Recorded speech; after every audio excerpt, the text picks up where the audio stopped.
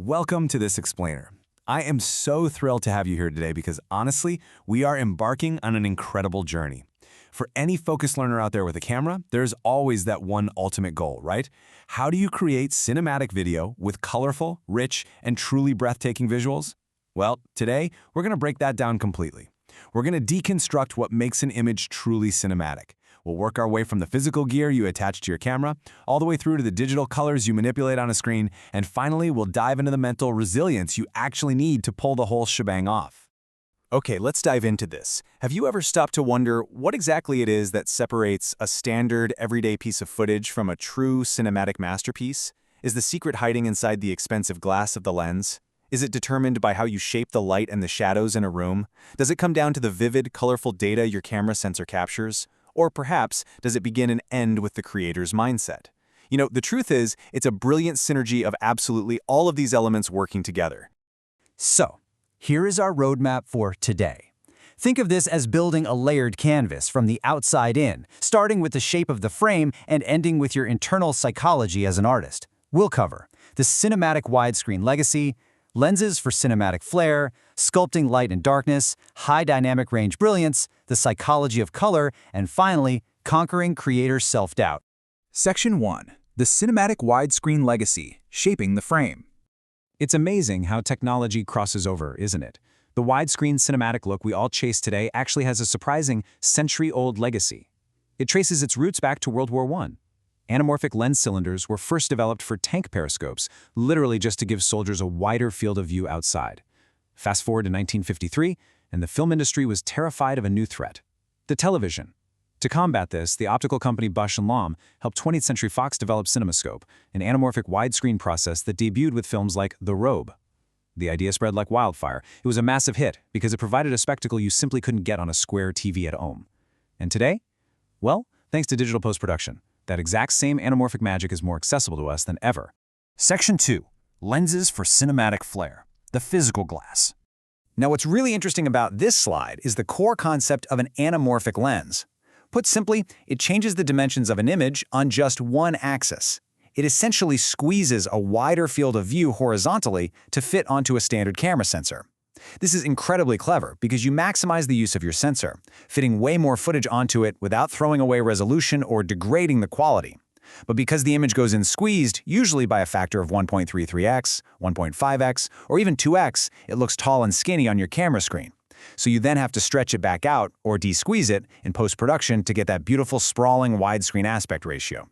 Historically, this kind of glass was heavy, prohibitively expensive, and strictly reserved for massive Hollywood productions. But today, the game has totally changed. Take the Arcana 1.5x for example. It completely democratizes flagship cinematic qualities for solo creators. We're talking about a 1.5x squeeze ratio paired with a fast t2.1 aperture. It gives you that iconic, stretched-out waterfall bokeh, that beautiful aesthetic quality of the blur in the background, and dynamic variable lens flares, all packed into a housing that weighs just 700 grams. Or consider the Sirui 50mm, which gives you a 2.4:1 widescreen video with a 33% increase in the horizontal field of view. These tools allow literally anyone to craft a true cinematic frame right from a handheld gimbal.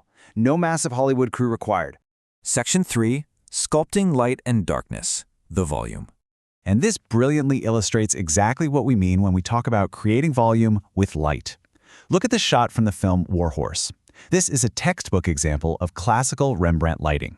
Notice how the key light, the main source of light on the subject's face, is placed at a 45-degree angle to the left and 45 degrees above his eye line. You can tell because of that little triangle of light right on his cheek and the shadow from his nose pointing down and across.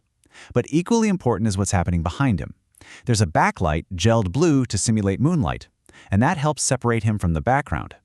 Yet there's zero fill light on his face. This gives the image a high-contrast, low-key look that feels gritty and real, maintaining the darkness of the night without allowing the background to turn into a muddy, pitch-black mess. To understand this technically, let's look at the data. On the left, we have a low-key cinematic histogram from a film like Fight Club. See how the graph spikes heavily on the left side? That means a vast majority of the image is made up of heavy shadows and dark tones. On the right, we have a typical daylight scene, where the graph bulges right in the middle, the midtones. So here's the trick to cinematic darkness. You actually have to carefully control and add light even when you're shooting for darkness. The camera sensor needs some light to register detail, so you illuminate the scene, and then in post-production, you really crush those dark areas down. If you don't add enough light on set, your shadows are just going to be noisy and totally ruined. Section 4. High Dynamic Range Brilliance. The Vibrancy. For decades, we've lived in the world of SDR, or Standard Dynamic Range. It utilizes a color space called Rec. 709, and it maxes out at around 16 million colors. It often compresses bright highlights and leaves you with muddy shadows. But HDR? HDR is a real game changer.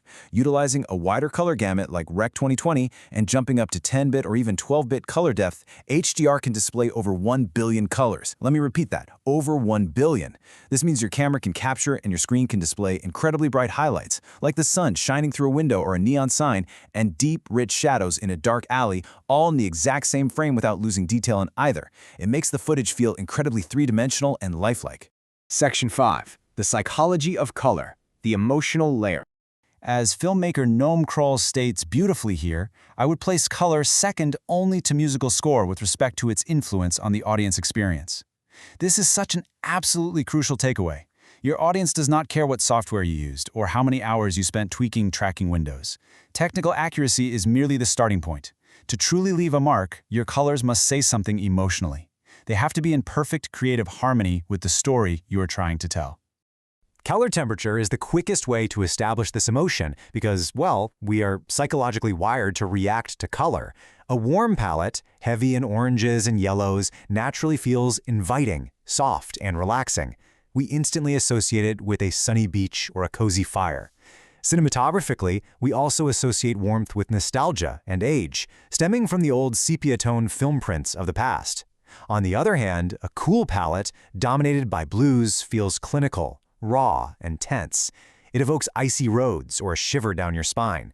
And in cinema, heavy blues and purples are almost universally used to immerse the viewer in a bleak sci-fi future. So the crucial point is how mixing these variables together gives you ultimate emotional control over your canvas.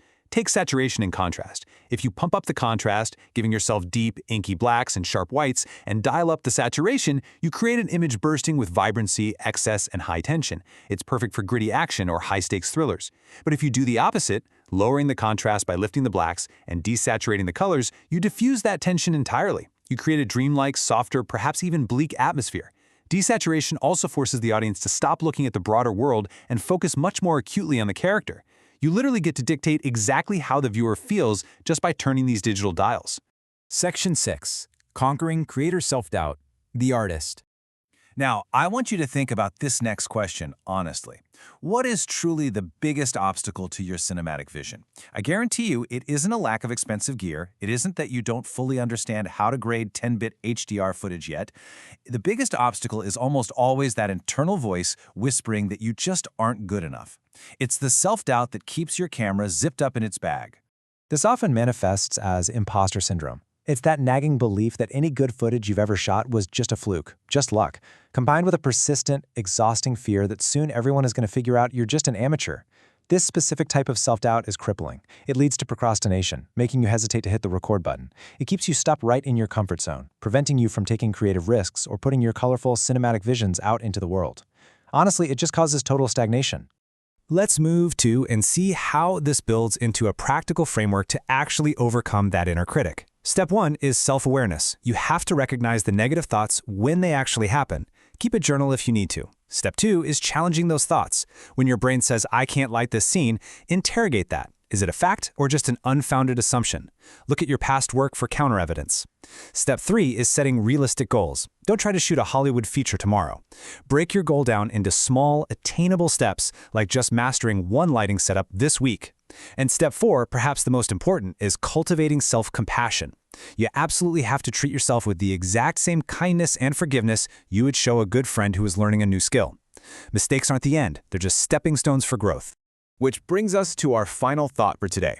The tools have literally never been more accessible. The anamorphic lenses are lightweight and affordable. High dynamic range editing is available right on consumer laptops. The only thing standing in the way of you creating breathtaking, cinematic videos is how you choose to respond to resistance. Will you let self-doubt erase your cinematic vision, or will you use it as a catalyst to finally master the light, the color, and the canvas? The choice is entirely yours. So pick up the camera and start creating.